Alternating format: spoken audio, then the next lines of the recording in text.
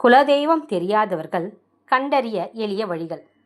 குலதெய்வம் என்பது நம் குடும்பத்தையும் பரம்பரையையும் காக்கும் அரணாகும். காலப்போக்கில் குலதெய்வம் மறைக்கப்பட்டிருந்தால் அதை கண்டறிய கீழ்க்கண்டிய எளிய நடைமுறை மற்றும் ஆன்மீக வழிகளை நாம் பார்க்கலாம்.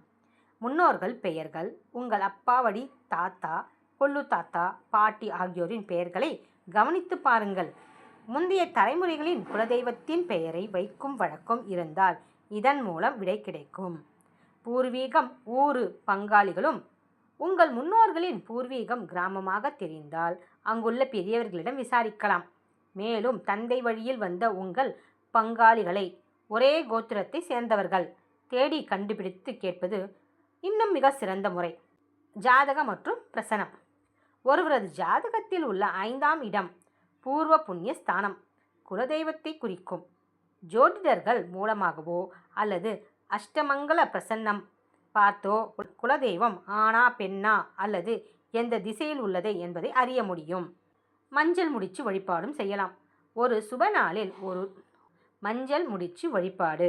ஒரு சுப நாளில் ₹1 நாணயத்தில் மஞ்சள் குங்குமம் வைத்து ஒரு மஞ்சள் துணியில் முடிந்து சுவாமி படத்தில் பக்கத்தில் கட்டவும். என் குலதெய்வமே, நீ யார் என எனக்கு உணர்த்து என்று தினமும் முழு மனதுடன் வேண்டி வாருங்கள். நிலவாசலில் பூஜை செய்ய. வீட்டின் நிலவாசல் வழியாக குலதெய்வம் வரும் என்பது தான் ஐதீகம். செவ்வாய் மற்றும் வெள்ளிக்கிழமைகளில் நிலைப்படிக்கு மஞ்சள் குங்குமம் வைத்து 2 அகல் விளக்குகள் ஏற்றி மனமுருகி வேண்டிக் கொள்ளலாம்.